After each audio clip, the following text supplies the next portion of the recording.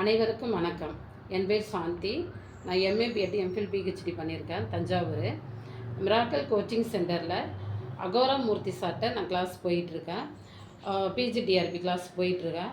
Sir வந்து class எடுக்கிறது எல்லாமே லிங்க் மெத்தடு, ஹிஸ்ட்ரிங்கிறதுனால இயர்ஸ் மெத்தடு, மெமரிட்டிக்ஸ் கிளாஸு, மாதத்தோட நேமு வாரத்தோட நேமை வச்சு அந்த இயர்ஸை வச்சு கனெக்டிவிட்டி கிளாஸ் எடுக்கும்போது ரொம்ப பவராக இருக்குது. நம்ம மனசில் நிற்கிறது மாதிரி இருக்குது.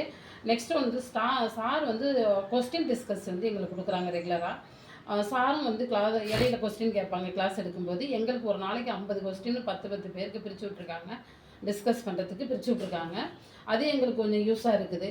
நாங்கள் டிஸ்கஸ் பண்ணும்போது அந்த கொஸ்டின் வந்து எங்களுக்கு ஸ்டோர் ஆகுது.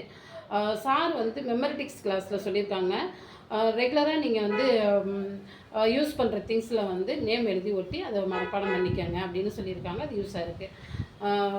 இது வந்து எனக்கு யூஸாக இருக்குது. நான் பாஸ் பண்ணிவிடுவோம், எல்லாருமே பாஸ் பண்ணிடுவோம் அப்படிங்கிற ஒரு நம்பிக்கை என்கிட்ட வந்துருச்சு.